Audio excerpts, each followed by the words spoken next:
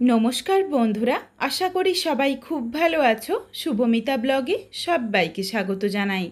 আজকে তোমাদের সাথে শেয়ার করব পুষ্টিগুণে ভরপুর সজনে শাকের একদম নতুন ধরনের এক রেসিপি। এই রেসিপিটা গরম ভাতের সাথে খেতে কিন্তু দুর্দান্ত লাগে।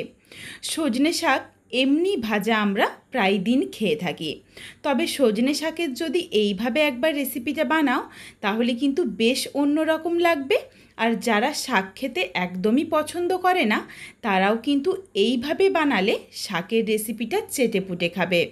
তবে বন্ধুরা, বাড়িতে অবশ্যই একবার হলেও রেসিপিটা বানিয়ে আমায় কমেন্ট করে জানাতে ভুলো না কিন্তু রেসিপিটা তোমাদের কেমন লাগলো। তাহলে চলো বন্ধুরা, রেসিপিটা দেখে নেওয়া যাক। রেসিপিটা কেউ স্কিপ করো না, স্কিপ করলে আমি কি পদ্ধতিতে রেসিপিটা বানালাম বা কী মশলার অ্যাড করলাম সেটা তোমরা মিস করে যাবে, তখন হয়তো রেসিপিটা খেতে এতটা ভালো হবে না। এখানে আমি প্রথমেই সজনে শাকগুলো বেছে ধুয়ে পরিষ্কার করে জলটা ঝরিয়ে ঝুড়িতে রাখছি। এখানে আমি আমার পরিমাণ অনুযায়ী সজনে শাকটা নিয়েছি। তোমরা চাইলে সজনে শাকের পরিমাণটা আরও বাড়িয়ে বা কমিয়েও নিতে পারো। এইদিকে দেখো, আমি নিয়ে নিয়েছি মাঝারি সাইজের একটা আলুগুলোকে লম্বা লম্বা করে কেটে নিয়েছি, তবে একটু মোটা করে কেটেছি যাতে রান্নাটার সাথে একদম মিশে না যায়। আলুগুলো যাতে একটু গোটা গোটা থাকে তাহলে কিন্তু খেতে বেশ ভালো লাগবে। আর এখানে নিয়েছি বড় সাইজের একটা পেঁয়াজ কুচি, আর নিয়ে নিয়েছি 3-4টে চেরা কাঁচা লঙ্কা। এখানে তোমরা যেমন ঝাল খাবে সেই বুঝে কাঁচা লঙ্কাটা নিয়ে নিও। রেসিপিটার মধ্যে গুঁড়ো লঙ্কার ব্যবহার হবে না, এই জন্য তোমরা যেমন ঝাল খাবে সেই বুঝে কাঁচা লঙ্কাটাই নিয়ে নিতে হবে। আর নিয়ে নিয়েছি প্রায় 7-8 কোয়ার মতো রসুন। রসুনগুলোকে সাঁড়াশিতে করে আমি চেপে চেপে একটু থেতো করে নিচ্ছি। এই রেসিপিটার মধ্যে ঠিক এইভাবে থেতো করা রসুন ব্যবহার করলে কিন্তু বেশ ভালো লাগে। রসুনের দানাগুলো মুখে পড়লে রেসিপিটা খেতে বেশি ভালো লাগবে।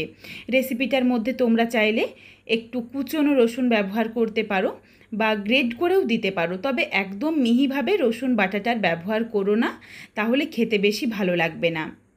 এরপর চলো রান্নাটা শুরু করা যাক। প্রথমেই আমি কড়াই বসিয়ে নিয়েছি। কড়াইয়ের মধ্যে দিয়ে দিচ্ছি 1/2 কাপ পরিমাণে জল।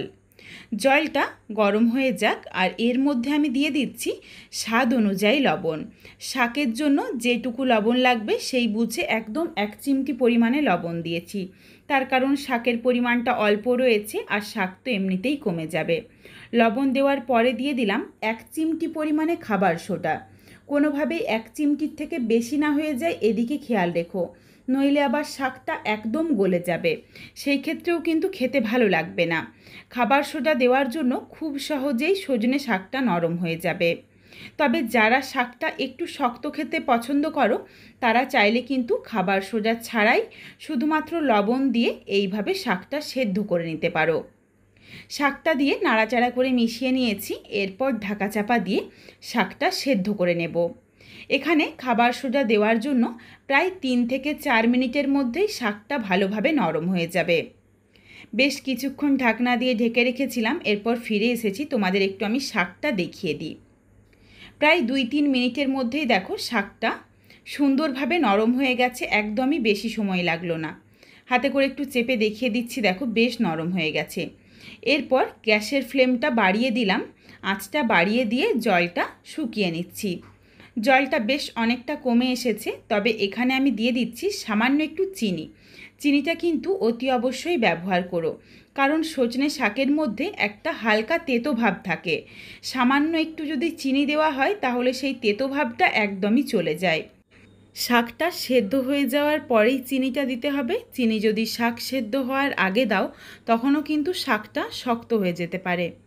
শাকটা দেখো ভালোভাবে সেদ্ধ হয়ে যাওয়ার পর চারিদিকে কড়াইয়ে ছড়িয়ে নিচ্ছি, আর শাকের গায়ের জলটা পুরোটাই খুব ভালোভাবে শুকিয়ে নিয়েছি, একদম ঝরঝরে হয়ে গেছে। এরপর শাকটা তুলে রেখে দিলাম, আর কড়াইটা ধুয়ে পরিষ্কার করে ফেরত আসছি। কড়াইটা ধুয়ে নিয়েছি। এরপর ওই কড়াইয়ের মধ্যে দিয়ে দিলাম প্রায় 2 থেকে 3 চামচ পরিমাণে সরষের তেল। রান্নাটা অবশ্যই সরষের তেলেই করো, তাহলে কিন্তু রেসিপিটা খেতে বেশ ভালো লাগবে। তেলটা খুব ভালোভাবে গরম করে নিয়েছি। তেলটা গরম হয়ে গেছে। এরপর দিয়ে দিলাম সরু লম্বা করে কেটে নেওয়া আলু। আলুটা দেওয়ার পর আলুর স্বাদ অনুযায়ী অল্প একটু লবণ আর হলুদ দিয়ে দেব। লবণ হলুদ দেওয়ার পর আলুটা নাড়াচাড়া করে ঢাকা চাপা দিয়ে হালকা লালচে রং ধরিয়ে ভেজে নেব। তবে আলুটা এমনভাবে ভাজবো যাতে আলুটা একদম ভেঙে বা গলে না যায়। কিছুক্ষণের জন্য ঢাকনা দিয়ে ঢেকে রেখেছিলাম। এরপর ঢাকনাটা খুলে তোমাদের একটু দেখিয়ে দিই। আলুর মধ্যে দেখো হালকা একটা লালচে রং ধরে গেছে, আর আলুটা কিন্তু প্রায় সেদ্ধ এসেছে। আর একটু যদি লালচে করে ভাজা হয় তাহলে কিন্তু আলুগুলো খেতে বেশ ভালো লাগবে। চলো এরপর আলুগুলো তেলটা ঝরিয়ে তুলে নিই। আলুগুলো তুলে রেখে দিচ্ছি, আর কড়াইয়ের মধ্যে বাকি যেটুকু তেল রয়েছে এই তেলের মধ্যেই রান্নাটা হয়ে যাবে, আর আমি তেলের ব্যবহার করব না। তেলের মধ্যে এখানে আমি ফোড়নে দেব সামান্য একটু গোটা জিরে। এখানে আমি গোটা জিরের ফোড়ন ব্যবহার করছি। তোমরা যদি গোটা জিরেটা না পছন্দ করো, অনেকে কালো জিরে পছন্দ করো, তারা চাইলে কিন্তু কালো জিরেটাও দিতে পারো। গোটা জিরে দেওয়ার পর দিয়ে দিলাম একটা ফাটিয়ে নেওয়া শুকনো লঙ্কা। এরপর নাড়াচাড়া করে গোটা জিরে আর শুকনো লঙ্কাটা একটু ভেজে নিচ্ছি, যতক্ষণ না অবধি হালকা লালচে একটা রং ধরে যায় আর সুন্দর একটা গন্ধ আসে। সুন্দর একটা গন্ধ এসেছে ফোড়ন থেকে। এরপর এখানে দিয়ে দিচ্ছি পেঁয়াজ কুচি। পেঁয়াজটা দিয়ে নাড়াচাড়া করে লালচে রং ধরিয়ে ভেজে নেব। পেঁয়াজটা যদি একটু লালচে রং ধরিয়ে ভাজা হয় তাহলেও কিন্তু রেসিপিটা খেতে বেশ ভালো লাগবে। এই রেসিপিটার মধ্যে একদম যে আমরা হালকা করে ভাজি সেই পেঁয়াজটা কিন্তু ভালো লাগবে না। একটু লালচে রং ধরিয়ে ভাজলে সেই পেঁয়াজটা এই রেসিপিটার সাথে ভালো লাগবে। তোমরা যদি চাও আরও খুব শর্টকাটভাবে রান্নাটা করতে, তাহলে চাইলে কিন্তু এইভাবে ফোড়ন দিয়ে পেঁয়াজ রসুন বা সমস্ত কিছু ভেজে নিয়ে তারপর আলু দিয়ে ভেজে তারপর শাকটা দিয়েও ভেজে নিতে পারো। তবে আজকে আমি যেই পদ্ধতিটাতে করছি এইভাবে রান্না করলে আলুগুলোও বেশ গোটা গোটা থাকে, আর আমার মনে হয় রেসিপিটা খেতে আরও ভালো লাগে। এদিকে দেখো পেঁয়াজ যখন হালকা লালচে রং ধরে গেছে তারপর দিয়ে দিয়েছিলাম থেতো করে নেওয়া রসুন আর চেরা কাঁচা লঙ্কা। এগুলো দিয়ে নাড়াচাড়া করে ভেজে নিয়েছি। সুন্দর একটা লালচে রং ধরে গেছে। এরপর দিয়ে দিচ্ছি সেদ্ধ করে নেওয়া শাক।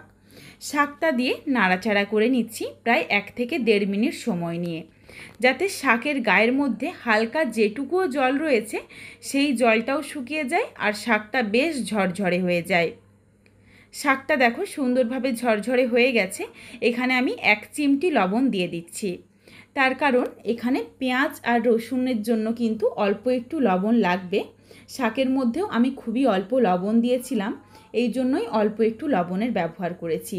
তোমাদের যদি লবণের প্রয়োজন না হয় তাহলে কিন্তু দিও না। খুব ভালোভাবে শাকটা ভেজে নেওয়া হয়ে গেছে। তারপর দিয়ে দিয়েছিলাম আলু। এরপর আলু আর শাক দিয়ে আবারও প্রায় 1 থেকে 1.5 মিনিট সময় নিয়ে একটু ভেজে নিচ্ছি। রেসিপিটা আমি একদমই সাধারণ রেখেছি, এই জন্য কিন্তু এখানে আর কিছু ব্যবহার করলাম না। তবে তোমরা চাইলে এখানে 1 চামচ পরিমাণে নাবিয়ে নেওয়ার আগে গোটা পোস্ত দানা ছড়িয়ে নিতে পারো, বা যদি চাও প্রথমে শুকনো খোলায় 1/2 চামচ কি 1 চামচ পোস্ত দিয়ে ড্রাই রোস্ট করে মিক্সিতে দিয়ে একটু দানা দানা করে গুঁড়ো করে রেখো, তারপরও কিন্তু শেষে ড্রাই রোস্ট করে নেওয়া পোস্তটা দিতে পারো, বা কাঁচা পোস্ত দিলেও কিন্তু খেতে বেশ ভালো লাগে। রেসিপিটা দেখো দুর্দান্ত দেখতে হয়েছে। তবে বন্ধুরা বাড়িতে অবশ্যই একবার হলেও এই রেসিপিটা বানিয়ে আমায় কমেন্ট করে জানিও কিন্তু রেসিপিটা তোমাদের কেমন লাগলো। রেসিপিটা তোমাদের যদি ভালো লাগে তাহলে লাইক করো, শেয়ার করে বন্ধুদের দেখার সুযোগ করে দিও। তোমরা যদি এই রকম নিত্য নতুন রেসিপি আরও পেতে চাও তাহলে অবশ্যই আমার চ্যানেলটিকে সাবস্ক্রাইব করে পাশে থাকা বেলটি অন করে অল নোটিফিকেশন অন করে দিও, যাতে আমার প্রত্যেকটা রেসিপির নোটিফিকেশান সববার প্রথমে তোমাদের কাছে পৌঁছে যায়। আবারও খুব শীঘ্রই হাজির হচ্ছি নতুন কোনো এক রেসিপি নিয়ে।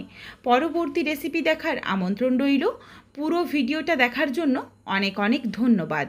তাহলে আজকে আসি, সবাই ভালো থেকো, সুস্থ থেকো।